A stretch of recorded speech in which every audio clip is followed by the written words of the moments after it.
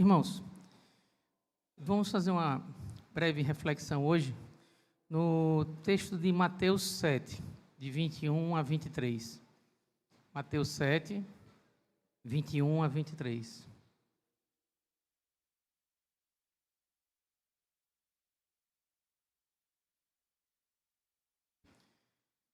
Em Mateus 7, 21 a 23, a palavra do Senhor diz: Nem todo o que me diz, Senhor, Senhor, entrará no reino dos céus, mas aquele que faz a vontade de meu Pai, que está nos céus.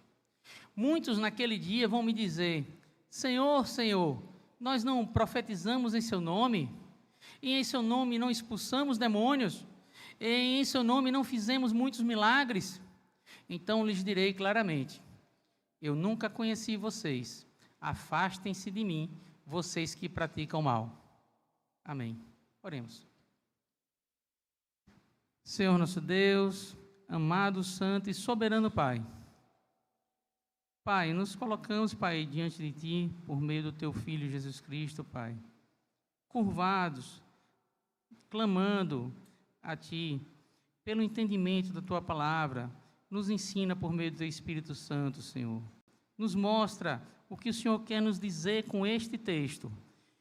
Nos permite, Pai, compreendermos para aplicarmos isso em nossas vidas. O Senhor sabe que a inclinação ao pecado, mesmo após a conversão, faz com que tenhamos ideias distorcidas, muitas vezes, do Teu Evangelho. Mas nós também sabemos que o Senhor nos prometeu trabalhar em nossa santificação, até que chegue o dia e esse processo se conclua. É o Teu Espírito Santo que nos ensina, é Teu Espírito Santo que nos admoesta, é Teu Espírito Santo que faz com que tenhamos o desejo, o amor, a vontade de cumprir a Tua palavra. Por isso, Senhor, clamamos a Ti nesse momento, que o Teu Espírito Santo trabalhe em nosso coração e coloque esta semente da Tua palavra definitivamente guardada em nosso coração, com o desejo, Pai, de fazermos a Tua vontade. Em nome do Teu Filho amado Jesus Cristo que Te oramos.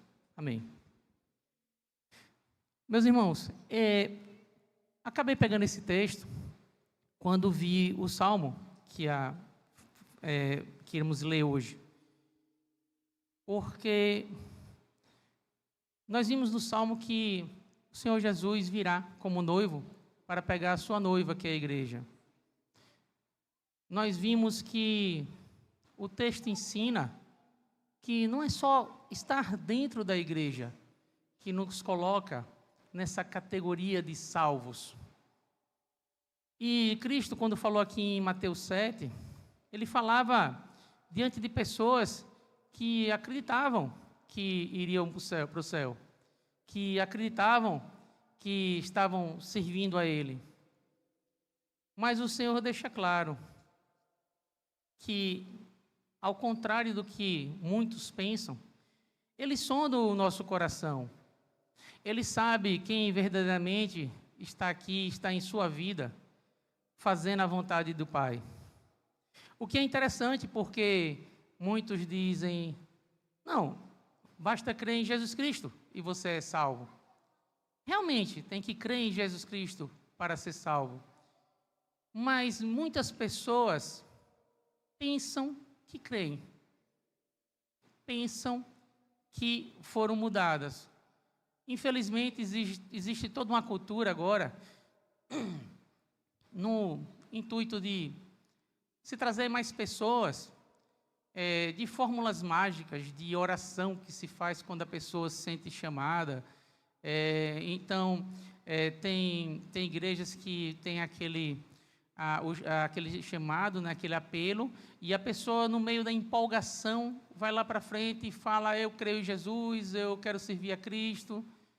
Mas, às vezes, o coração daquela pessoa não foi mudado, foi só a emoção do momento, foi só aquele trabalho feito pelo dirigente que estava ali, foi só aquela parede preta, a fumaça, as luzes e toda aquela música envolvente, e a pessoa se deixa levar pela emoção. Mas o crer em Deus, o crer em Jesus Cristo é muito mais do que mera emoção.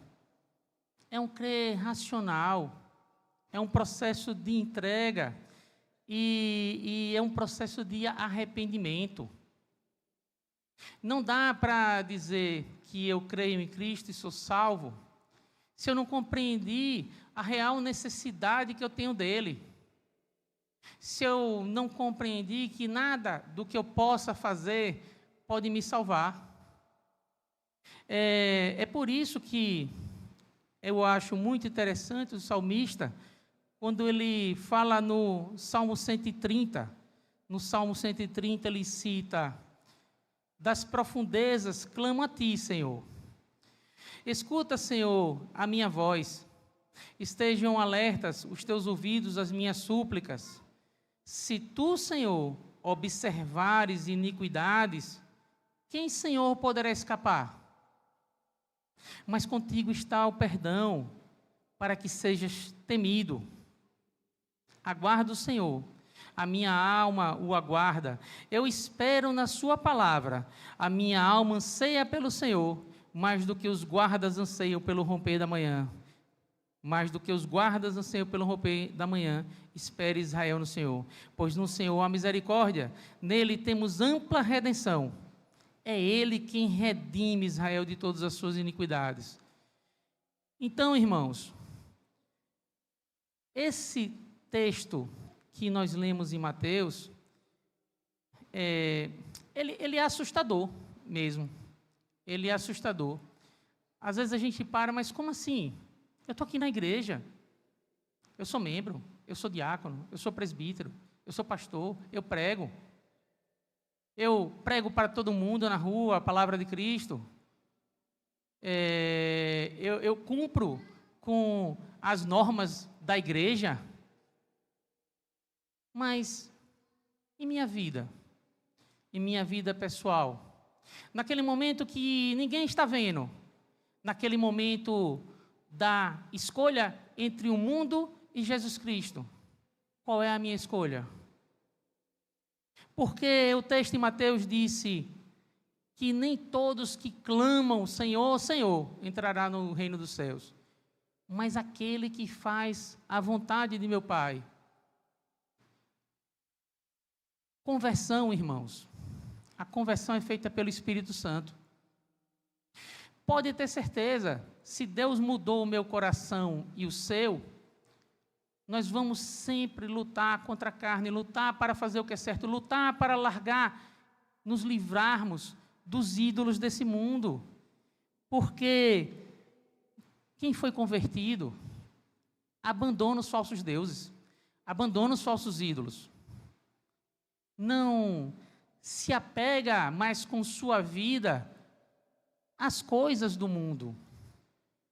Entende que muito daquilo que o divertia, muito daquilo que era prazeroso, muito daquilo que era essencial para a sua vida, nada mais significa. Às vezes a pessoa constrói toda a vida dela lastreada numa ideia de conseguir crescer financeiramente, no emprego, e de repente ele vê que isso não significa mais nada. De uma hora para outra, nós percebemos que até aquele momento que o Senhor nos mudou, nós nunca vivemos. Porque nunca vivemos para Cristo, estávamos vivendo para o mundo e para nós mesmos. Perdidos. É interessante como existe um caminho a se seguir. Existe um caminho a se seguir. E esse caminho demanda renúncia. Renúncia dos nossos ídolos antigos, daquilo que achávamos que era importante. O texto em 1 Tessalonicenses, capítulo 1, de 9 a 10, diz: porque no que se refere a nós, as pessoas desses lugares falam sobre como foi a nossa chegada no meio de vocês e como, deixando os ídolos, vocês se converteram. Ninguém é verdadeiramente convertido pelo Senhor, ninguém tem o seu coração mudado por Deus e continua dependente dos antigos ídolos. Aquele que teve seu coração mudado, sabe que tem que tomar o caminho estreito. Sabe que a porta não é larga. É como diz em Mateus, capítulo 7, 13 e 14. Entrem pela porta estreita, porque larga é a porta e espaçoso é o caminho que conduz para a perdição. E são muitos os que entram por ela. Estreita é a porta e apertado é o caminho que conduz para a vida. E são poucos os que encontram. Essa palavra no versículo 14, apertado, em grego, ela é utilizada em outros versículos para representar dificuldade, sofrimento. Ora, mas estamos aqui dizendo que todo mundo que é cristão, todo mundo que foi convertido tem que sofrer? Não necessariamente. Sofremos, ficamos doentes, temos problemas por causa do pecado, é verdade, porque o pecado contaminou todas as coisas, destruiu o modelo original de Deus para nós. Não era para ficarmos doentes, não éramos para ter intrigas, brigas, fofocas, nada disso. Mas, infelizmente, a inclinação ao pecado causa isso. Mas a porta é estreita. E aí eu penso, eu sou convertido, eu estou na igreja, eu faço tudo certinho, eu não tenho ídolos em casa. É muito fácil pensar nas pessoas que têm aqueles objetos de madeira, de cerâmica, que representam falsos deuses. Aí você pensa, eu me converti, joguei tudo aquilo fora, não tenho mais nada daquilo em casa. Mas essa é a parte fácil de se ver. A difícil de se ver é, você está no emprego, o seu chefe diz, olha, se você me ajudar com esse processo aqui, que nós vamos falsificar 2 ou 3 documentos, besteira, todo mundo faz isso, você vai ganhar mais 10 mil por mês. Aí, vamos descobrir se realmente seu coração foi mudado, se realmente você lançou fora os seus ídolos, se realmente aquele dinheiro a mais, aquele ídolo que é o dinheiro, vai valer menos para você e para mim do que Jesus Cristo, do que Cristo fez por nós. Então vamos ter vários momentos de escolhas em nossa vida, vários momentos que seremos confrontados, tentados. Mas entrará no reino dos céus aquele que fizer a vontade de meu Pai. Foi o que o Senhor Jesus falou. Não é aquele que é mais esperto, não é aquele que retém ídolos antigos, mas aquele que anda pela porta, pela estreita porta, pelo caminho apertado. E o interessante é que lá em Isaías 35, versículo 8, o Senhor diz como é esse caminho. Em Isaías 35, versículo 8, nós temos, e ali haverá uma estrada, um caminho que será chamado de caminho santo. Os impuros não passarão por ele, pois será somente para o povo de Deus. Quem passar por esse caminho, mesmo que seja um tolo, não se perderá. O Senhor provê um caminho para nós. É Ele mesmo que nos guia nesse caminho. É o próprio Espírito Santo de Deus que nos guarda e nos mantém lá dentro. Quando somos filhos de Deus, que tentamos sair do caminho, pode ter certeza que Ele, como um bom pai, nos disciplina, nos traz de volta. A Escritura diz que nem mesmo que seja um tolo, mesmo sendo tolo, não se perderá. Continuar nesse caminho. Mas o interessante é que ele diz que o caminho santo, os impuros não passarão por ele. Mas os impuros não passarão por esse caminho que leva até a Nova Jerusalém, até o céu, até Deus, até o Senhor Jesus, simplesmente porque não querem.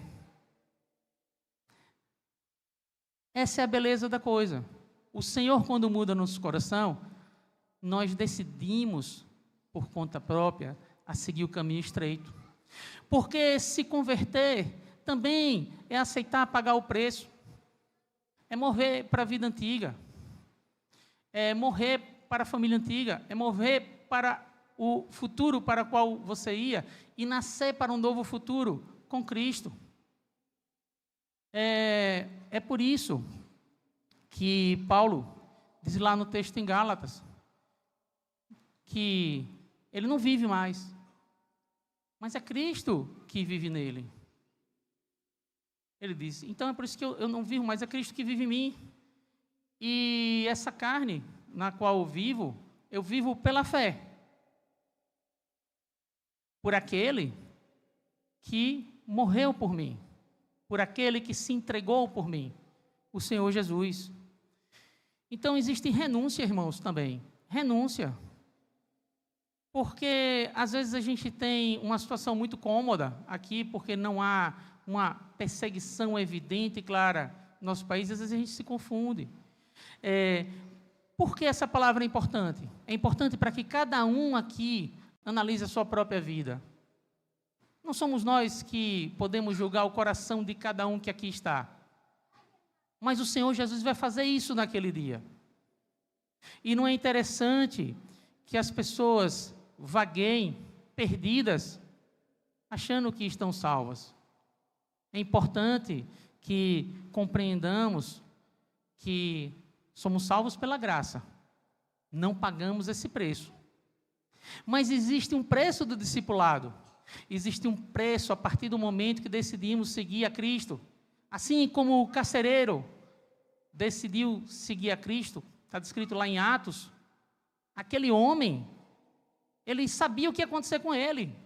Ele estava ali, detendo, batendo e torturando pessoas que criam em Jesus Cristo. Mas o Senhor mudou o coração dele de uma forma tal, que apesar de todas aquelas consequências, ele disse, eu quero servir ao Senhor Jesus. Eu quero seguir a Deus. E é isso que acontece verdadeiramente, irmãos, com aqueles que tiveram seu coração convertido. Vamos pedir a Deus, irmãos, que guarde o nosso coração, que nos molde conforme a vontade dEle, que nos livre de nós mesmos. Às vezes, o maior falso ídolo que nós mantemos e perseguimos somos nós mesmos. Amém? Vamos orar. Senhor Deus, nosso amado Pai. Pai, é verdade, Pai, que estamos aqui fazendo parte da sua igreja física, Senhor. Mas nós sabemos que existe uma igreja espiritual, daqueles que são verdadeiramente chamados por Ti. Que Teu amor, Pai, e que o amor por Ti seja moldado em nosso coração. Que possamos, Senhor, verdadeiramente fazer a Tua vontade. Tira de nós o engano de acharmos que estamos dentro do Teu caminho, quando na verdade estamos no caminho largo. Nos coloca, Pai, de volta no Teu caminho estreito. Nos ensina, Senhor, a fazer a Tua vontade. Guarda-nos, Pai, guarda-nos de nós mesmos. Em nome do Teu Filho amado, nosso Senhor Jesus Cristo, que Te oramos. Amém.